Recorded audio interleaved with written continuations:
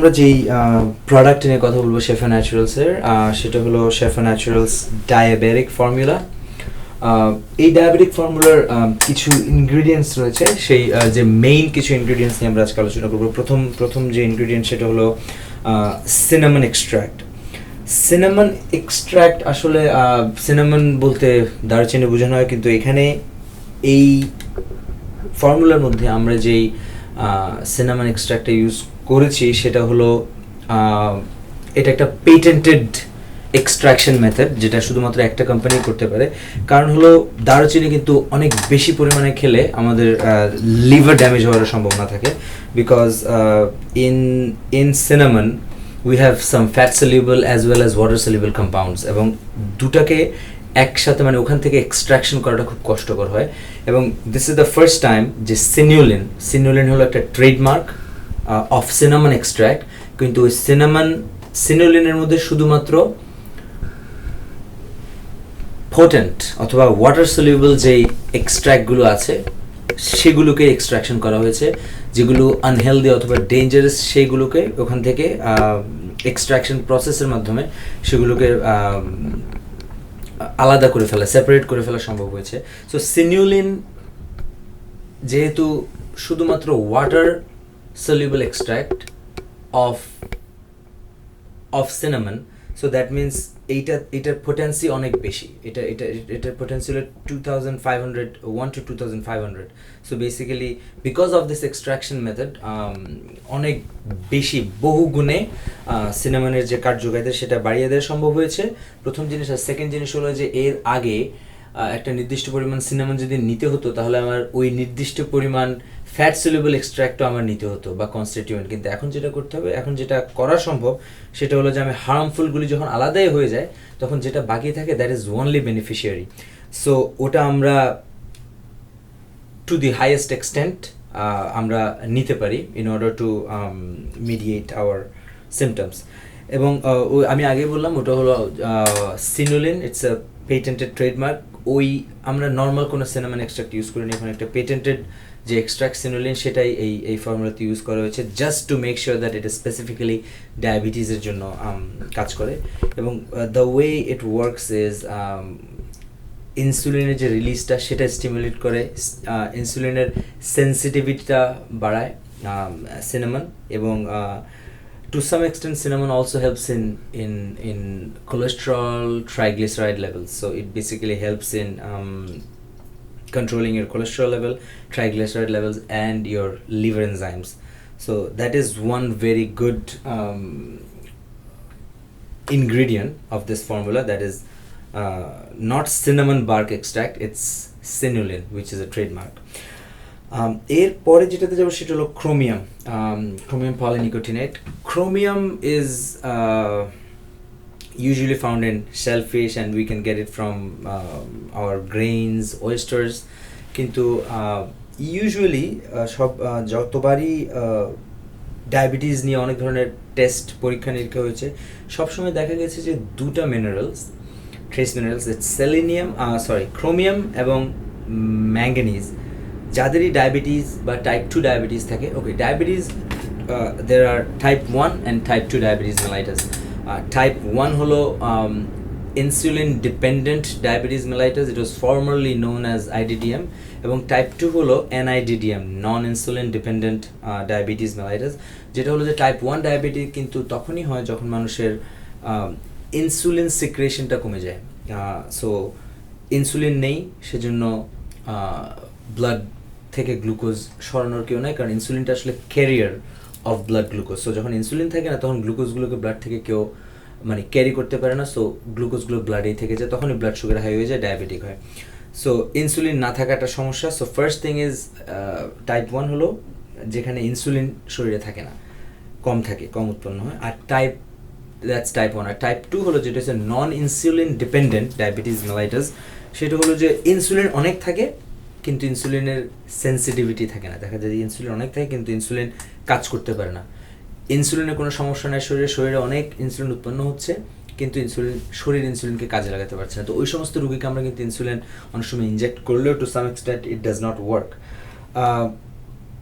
So type 2 ডায়াবেটিসের ক্ষেত্রে যখন পেশেন্টদের ব্লাড অ্যানালাইসিস করা হলো, সবসময় দেখা গেল যে যাদেরই টাইপ 2 ডায়াবেটিস থাকে তাদের সবসময় ক্রোমিয়াম এবং ম্যাঙ্গানিজের পরিমাণ অলওয়েজ কম থাকে। সো যখন এই ক্রোমিয়াম এবং ম্যাঙ্গানিজের পরিমাণ কম থাকে, সো ওটা বেসিক্যালি এক্সট্রাপোলেট করে ওটাই বলা হয় যে chromium and manganese is higher level of maintaining higher level of chromium and manganese is actually good for the prevention of diabetes, যে দুটাই এখানে ইনকর্পোরেট করা হয়েছে। দ্য আরডি মানে রিকমেন্ডেড ডেইলি অ্যালাউন্স যেটা ক্রোমিয়ামের জন্য থাকে সেটা 50 to 200 microgram for adult men or women, এবং আমাদের এই ফর্মুলাতে we have 200 microgram of chromium from chromium polynicotinate. So basically আমরা যেটা করছি যে ক্রোমিয়ামের যাতে কোনো ঘাটতি না হয়, ম্যাঙ্গানিজের যাতে কোনো ঘাটতি না হয়, সেজন্য ওই মিনারেলসগুলোকে পরিপূর্ণভাবে দেওয়া হয়েছে। আর আরও কিছু ইন্টারেস্টিং ওয়েতে ক্রোমিয়াম কাজ করে, যেটা হলো আমাদের শরীরের একটা বায়োলজিক্যালি অ্যাক্টিভ কম্পাউন্ড আছে glucose tolerance factor, GTF. Chromium body কিন্তু জিটিএফ বানানোর জন্য ক্রোমিয়ামকে ইউজ করে। সো ওই গ্লুকোজ টলারেন্ট ফ্যাক্টর যেটা সেটা একটা বায়োলজিক্যালি অ্যাক্টিভ কম্পাউন্ড, এবং ওটার বানানোর জন্য chromium is necessary. Body uses chromium to make it. So অনেক সময় দেখা যায় যদি ক্রোমিয়াম না থাকে তখন জিটিএফ ফ্যাক্টর বানানো সম্ভব হয় না, তখন দেখা যায় দেন দ্যাটস ওয়্যার প্রবলেম অ্যারাইজেস। এবং এই যে জিটিএফ যে কম্পাউন্ডটা আছে, এটা দেখাচ্ছে যে এই জিটিএফ এটা actually enhances the activity of insulin by 3 folds. So basically if you have insulin and then if you have this GTF, then it mimics the effects of insulin, or it increases basically the effect of insulin by 3 folds if you have the GTF, and these activities are actually shown in type 2 diabetes, where যেখানে ইনসুলিনের রিসেপ্টরের সমস্যা থাকার কারণে type 2 diabetes, নন insulin dependent diabetes mellitus, তো সেক্ষেত্রে GTF এর কারণে ইনসুলিনের অ্যাক্টিভিটি বেড়ে যায়। আর আরেকটা ব্যাপার হলো যে ক্রোমিয়াম যেটা করে ইনসুলিন সেন্সিটিভিটি বাড়িয়ে দেয়। প্রথম যেটা আবার বললাম যে টাইপ 1 হলো ইনসুলিনের সিক্রেশন থাকে না, ইনসুলিন থাকে না, আর টাইপ 2 হলো ইনসুলিন থাকে কিন্তু কাজ করে না, তখন বলে যে ইনসুলিনের ডিসেন্সিটাইজেশন হয়ে যায়। সো ক্রোমিয়াম কিন্তু ইনসুলিনের সেন্সিটিভিটি বাড়িয়ে দেয়। কেন ক্রোমিয়াম কীভাবে ইনসুলিনের সেন্সিটিভিটি বাড়িয়ে দেয়? দেয়ার আর সাম এনজাইমস যেটা কী করে, যেটা ইনসুলিনের যে রিসেপ্টরসগুলো আছে, তো আমাদের দেখা যায় যে কোনো প্রোটিন মলিকিউল বা কোনো মলিকিউল রিসেপ্টরের সাথে বাইন্ড করে। সো ডেফিনেটলি মলিকিউলের শেপ এবং রিসেপ্টরের শেপ এমনভাবে হতে হবে যাতে খুব ভালোভাবে বাইন্ড করে। কিন্তু কিছু কিছু এনজাইম আছে সেগুলো কী করে, ইনসুলিনের যে রিসেপ্টরের শেপটা চেঞ্জ করে ফেলে, যে কারণে ইনসুলিন শরীরে যতই থাকুক এসে বাইন্ড করতে পারে না। Because of those enzyme insulin রিসেপ্টরগুলো নষ্ট হয়ে যায়, তাদের মরফোলজি নষ্ট হয়ে যায়, এবং ক্রোমিয়াম যেটা করে ওই সমস্ত এনজাইমকে ব্লক করে। Chromium has the ability to deactivate those enzymes that basically alters or causes structural changes to the insulin receptors. So যখন ইনসুলিন রিসেপ্টরসগুলো তাদের নিজস্ব স্ট্রাকচারে থাকবে, it will be more easier for insulin to come and bind. তখন ইনসুলিনের এসে insulin রিসেপ্টরের সাথে bind করতে আরও বেশি সুবিধা হয়, thereby increasing the insulin sensitivity. তখন ইনসুলিনের সেন্সিটিভিটিটা বেড়ে যায়। সো ক্রোমিয়ামের এই কাজগুলো কারণে ক্রোমিয়ামকে এই ফর্মুলেশনের মধ্যে রাখা হয়েছে। আরেকটা জিনিস যেটা আমাদের আরেকটা উপাদান যেটা রাখা হয়েছে সেটা হলো গ্রিন টি। গ্রিন টি সম্পর্কে অনেকেরই জানার কথা। Ground breaking research, excellent antioxidants. We have the green tea that আমরা যেখানে যেটা ইউজ করছি সেটা the 90% polyphenols, excellent antioxidant. And then we have EGCG, apogalactocatechin gallate. এই অ্যাপোগ্যালিটোক্যাটাচিন গ্যালেট এটা কিন্তু অনেক কাজ করে, বহুবিধ কাজ করে। প্রথমত এটা খুব ভালো antioxidant. it can regulate your cardiac health.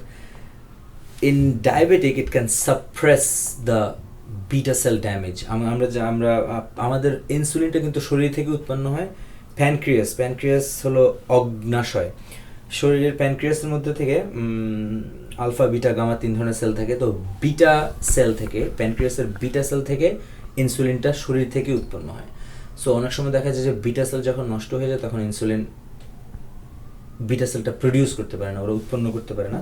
তো গ্রিন টি কিন্তু বিটা সেলের যে নষ্ট হয়ে যাওয়া বা ড্যামেজ এটাকে কিন্তু রোধ করতে সাহায্য করে, because it's a very good antioxidant.